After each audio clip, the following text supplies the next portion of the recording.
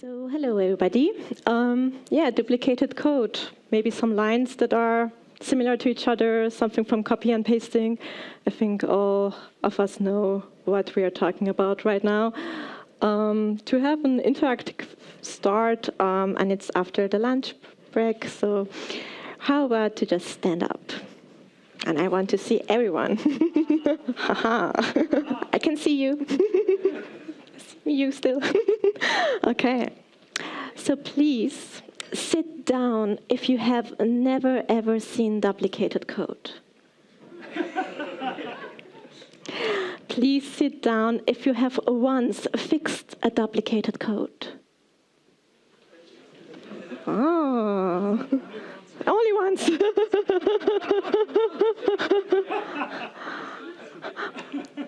Have you already also fixed the duplicated code?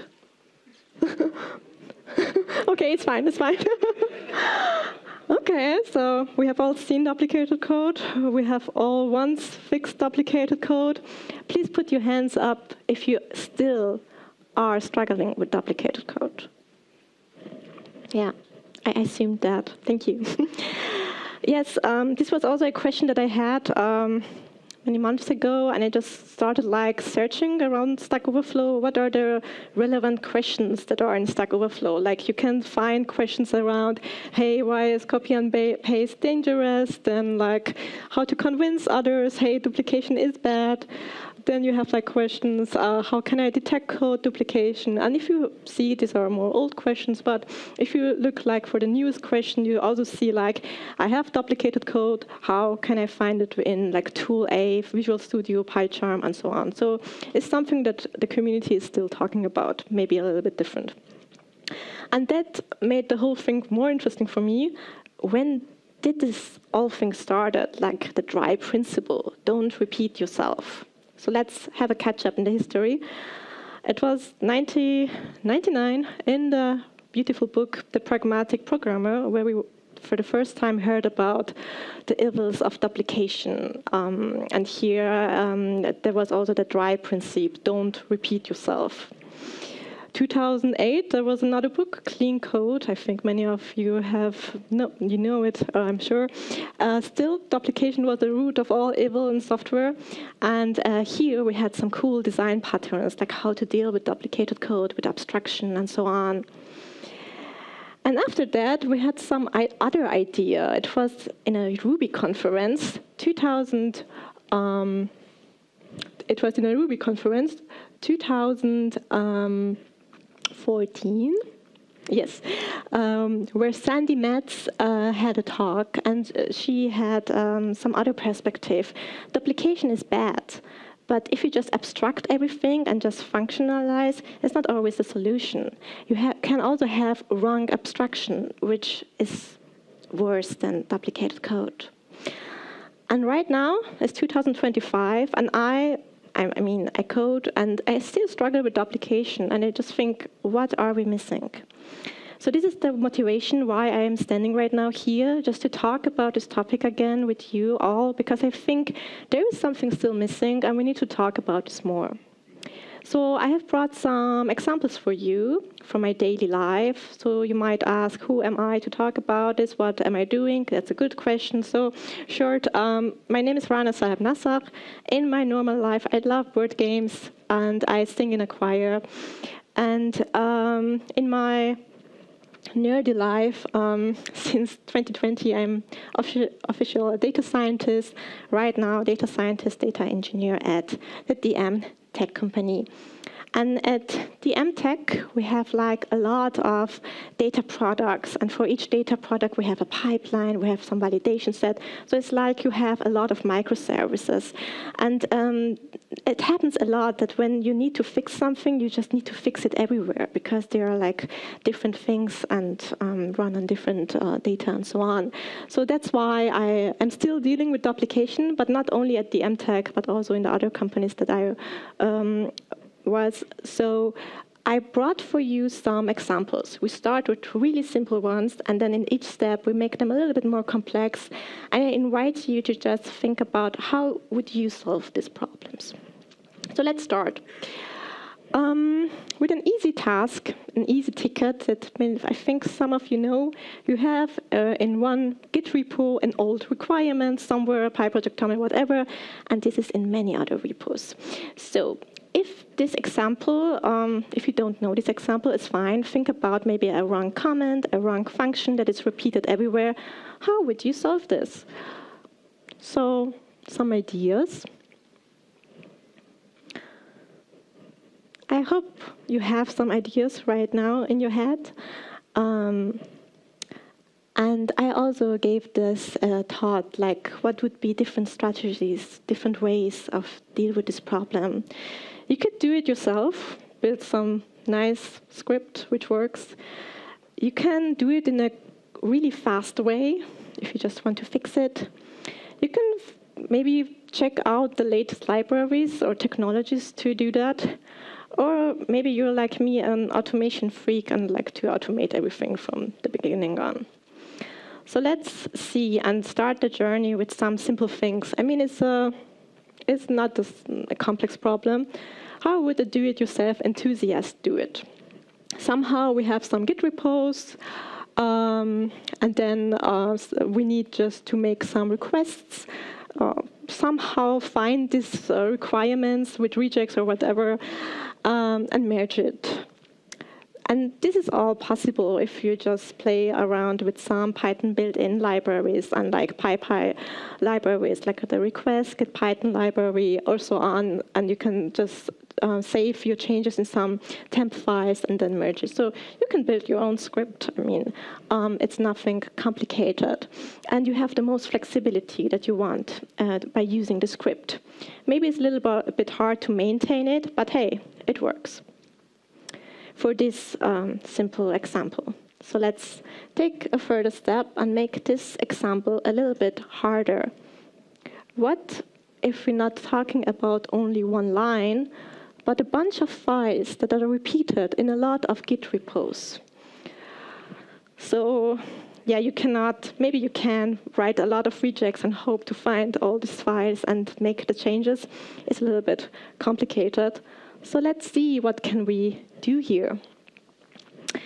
Mostly we want to do it really fast. So let's have a look how can we do it fast.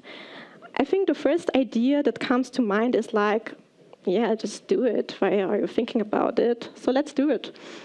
You pull the main branch, create a new branch, make the change of the file. Hopefully you have some test and linter. Then commit the change, push it. Hopefully some CI/CD pipeline will run. And then you give it to a nice colleague for review, and you're ready to go and merge the change. I mean, it's fast, it works. And if you like, you can do it for all the other repos. And if you like, you can also do it like for a lot of files. But you see the complexity. So it's like, it's fast if you have only a couple of repos, but it gets much more complicated if you have like a lot of repos. So if you want to be a clever quick fixer, how can we do it? If you're good with Git and you're not afraid of rebasing or so on, I mean, you can just git fetch the last changes from a removed branch and just cherry pick the last changes and apply it to all of them. And there's also some commands in Git like format patching, which helps you to do it much more efficient and easy. If you don't like to go so much into Git, there are some nice open source libraries that are exactly doing this for you, like a multi-gitter and git-xargs, which have the main idea, but you don't have to deal so much with like Git commands. How does it look if you like use git-xargs? You just need to install it once with like pip. Then you have your git-xargs. You add a bash file where you can add all your repositories and all the things and the files that need to be changed, and it creates all the merge requests that you want. So yeah, a nice way to do it really fast if you have exactly the same files. So we started with a simple line. Then we had like simple files. Let's make it more interesting. What if we have a lot of repos with the same structure, But every time you want to make a change, it isn't always the same file. So you might want to change some files that are repeated, but in each repo there is something else that might change. So there you cannot use this open source library so easily, and you need something else. If we have a look around like what bigger companies do or what like technologies libraries you have, I think the first thing that you will find is the idea of having like a template. Like the main idea is like somehow I have a lot of Git repos with the same structure, and I just need to have a template repo where all these other repos are cloned from. Nice idea. You can do it yourself, like creating a template repo and all the other repos are cloned, but the best way is to also use some template libraries. For example, Copier, Cookie Cutter, Yeoman, and so on. If you're more into Python, I believe you are, Copier and Cookie Cutter would be a good options to go with. Both of them are based on Jinja engines. Copier mostly works with YAML files, Cookie Cutter with JSON files, and they have both the same idea. Just create this template so every other repo can be cloned from. Copier is a little bit easier if you have still updates going on in this template and you want to have the updates still in the other repos. But otherwise, they're really similar. If you're more into web application, Java, JavaScript, TypeScript, Yeoman would be a good option to go. Let's have an example of Copier. So the main idea is to create a template. We are working with YAML files. We want to have the same structure everywhere and just have variables that might be different in each repo. That looks like this, like you have a Copier YAML file where you can like use variables that might change in each repo, like the project name, project description. And for example, if you have different repos with different AI models, then you just have a variable that is for these AI models to have to somehow control this different code. How can you use these variables in your code? Easily by just using the postfix copier.copier, and then the variables are set into like your PyProject TOML, or even in your Python code. You can use these variables directly and somehow manage of what is changing actually and what is not changing every time you clone. So this is the main idea of the templating. So if you go back to our problem, we have a lot of repos, a lot of similar structure. Then hopefully we have some variables that say what is changed and what not. We go to each repo and say, hey, update the template, and update the template. It works. And here we come to maybe the last question. Should we do all these duplicated commands, really go into each repo, say, please, please, update the newest version? It's still some duplication, maybe not on a code level, but it's still a duplication. So here at the end, we'd last and want to find a solution with some automation. I think some of you have already an idea how this will work. Go back, we have this super template, and we change something inside that, and we hope that everything else, like all the other repos, will also be changed. So here, there are a lot of bots. They are called bots that you can use. And it depends really what are you working on. If you're only like struggling with dependency and versioning updates, Dependabot, also open source, would be a good option. It's really simple and easy, and you don't have to think about other stuff. If you're more like someone that wants to control everything, all the task queuing, scheduling, where to save all these things in a database and so on, Celery could be a good option. It's a little bit more complicated, but you can do the scheduling thing with it. And if you like both of the worlds, like having some dependency updates automatically and also the flexibility, RenovateBot would be a good option to go. Again, let's see some example of RenovateBot. If you pull the main branch of RenovateBot, then you need to just add a Renovate JavaScript file that extends the base configuration, and then you can have all the variables that you need. Like, when should be the scheduling? Every day? When should it happen? Like every time maybe the copier version, the template changes? What exactly should be changed to, so we have like this update? Should I also like check versions, version updates, packages, and so on? And you have all the other variables for like Git configuration. And yeah, then you have your problem solved.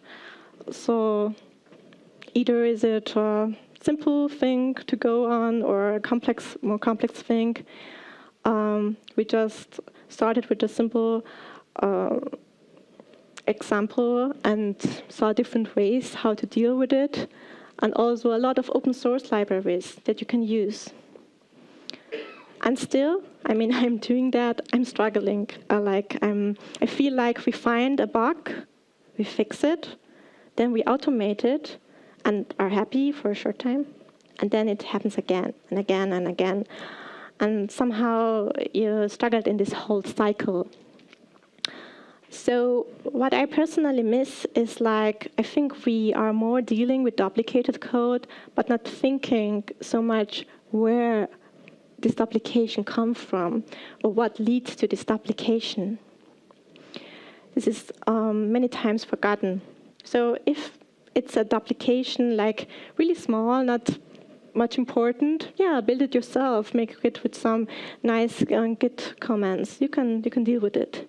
Is it more on a structural level? Yeah, like you have really similar repos. Maybe it's time to go with a template. Are you not struggling with duplicated code, but more duplication in manual things, like every time you need to write a comment or so on? Then it's time to think about a bigger automation. And maybe it's all of them. So okay, let's start. Let's build something that has all of these abilities. And sometimes it's none of them. And I think if you believe like you don't have an option or you have tried everything, then maybe it's time to really go to the sources, check out what leads to this duplication, and start a conversation.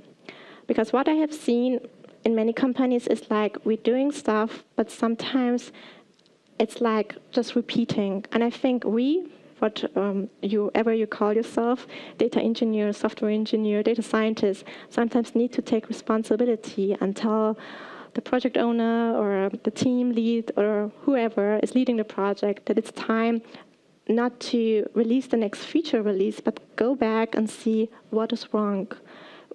It can be a wrong decision, maybe it can be, I don't know, because of the environment change, whatever. There are many reasons. And I think to have this time is really hard, and it's our responsibility to do. So if we have a look back where we started, the history of like duplicated code, bad code, and so on, and what is missing right now, if I want to add really personally something, I just want to add this sentence that we need to go to the issues that lead to the duplication. I think we all are too much stuck with just fixing duplicated code. And it's time to sometimes take a step aside and just check out where does it come from and find the right tools to do it. So I hope with this, next time when I ask you if you're still dealing with duplicated code, maybe you have a little bit a better view of how to deal with it, or maybe you just, by the first question, you just all sit down and you don't deal with duplication. So I hope this helps you. At the end, I will just want to say thank you. Thank you for listening, for DMTech for supporting, for my friends that helped me, and my partner for stress handling. Thank you.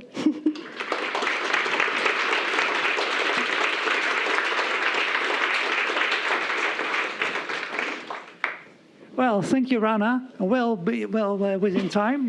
Congratulations. There are a couple of questions on Slido. as a person that never used templates before, why would you have a template? Shouldn't you package often reused code into a library or a module? That's a good answer. I think it has to do with the architecture that you're working in and how you deal with it. Yeah, the best way is to have libraries for each functionality. As I said, for an example, at DMTech right now, we work really on different data products with different pipelines, and it's like microservices that are going on. And if you even try your best, sometimes you need this cut, and you cannot have some central place where you have the best libraries or so on. Sometimes it happens, and at some other companies, for the clients, it's also really important that they have their own code. So you have maybe sometimes repeated code for many clients, and you cannot have this central place. So it depends on your scenario. Okay, thank you. Another question. At my job, even discovering code duplication in a repo is a problem. Can you suggest tools to measure and visualize code duplication in an entire repo? Yeah, this is possible. I mean, a lot of IDEs have this already. I myself use PyCharm, and I think you just need to make a tick somewhere, and then all the duplicated code is shown and what is duplicated exactly. A lot of IDEs support that. I myself know PyCharm, but it's possible. I even saw some open source libraries that go through your code and do that. So maybe you can check it out, or we can also talk about it later. But I also saw that on open source libraries. So yeah, it's possible. Okay, thank you. Another question, are there any code patterns that you think helps avoiding code duplication? Before what? Are there any code patterns that you think helps avoiding code duplication? Reading code duplication. Are there any code patterns that you think helps avoiding code duplication? Thank you. Avoiding code duplication. Oh yeah, I mean, there are a lot of design patterns. The ones with encapsulation, even for classes, the single pattern responsibility would be a good one if you work with a lot of classes. But I think the most useful is this extraction of methods and put them somewhere, like the question before. I think it's called extraction method and extraction class, which help you always to have the repeated code away from the other part. But I would also refer to the Code Clean book. There are a lot of design patterns that you might use. Thank you. Another question, how would you convince a team member who thinks code duplication is faster to take a better approach? Okay.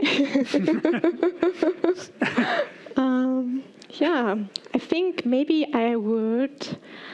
Yeah, I think I would, if there is a change and the code is duplicated everywhere, I would give the story, the task to this person and say, okay, let's make the change everywhere and see how long it takes, or we would do it together.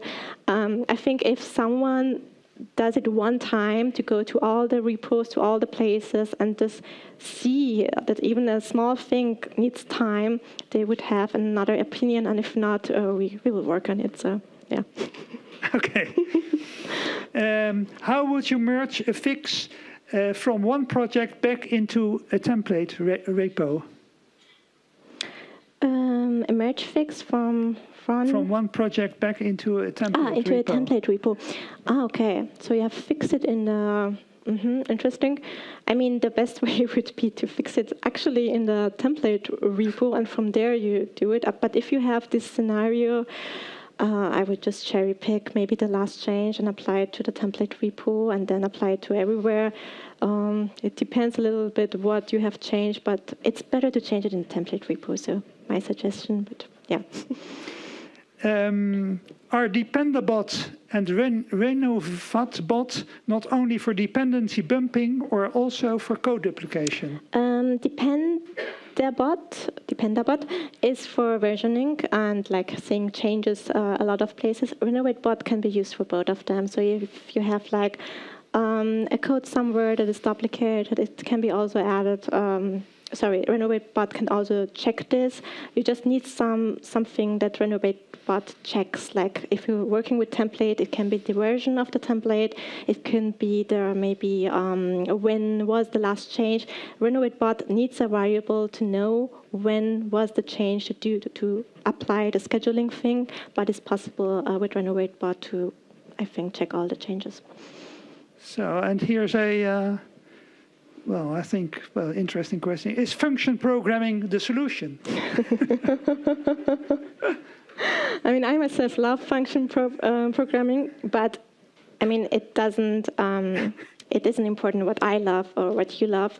It's important what the company that you work on or where you're working. What are the structures? I mean, you cannot do everything yourself, and sometimes you cannot do everything in your function because of a lot of reasons that might be there, because of how the data product is built, because of microservices and so on. You cannot always do it in your own way, but it can be a solution if you can. Okay, I think you covered this actually in your talk. What is the difference between Copier, Cookie Cutter, and Yeoman, and what are advantages and disadvantages of each? Yes, I mean you can use all of them if you're into Python. As I said, Yeoman is really specific into web application and more for like languages like TypeScript. It has some features that the others don't have. Between Copier and Cookie Cutter, they're really similar. I would go for Copier because in Copier it's also easy that if you have once a template and have a change in this template to have like updates in all the other repos. This is a little bit more complex in Cookie Cutter, and you need also another library for Cookie Cutter to make this possible. So there are small differences, and you just have to check which one would work for you.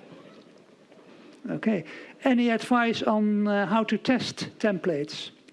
Test templates? Test templates. This is actually a really good question because we had this. I mean, you can start to write scripts to be sure that each time that the template is created, you have some written code somewhere. But yeah, good question. I think I mostly did it until now manually because the template is once and you just check it once. But if you want, you can test it like by creating a cloned repo from this template and check when the lines are set, the variables are set. I think even one person in our team did this. So yeah, you can also automatically do this. It's a little bit more work, but it's possible. Okay, well, this was the last question. Thank you very much, Raana. And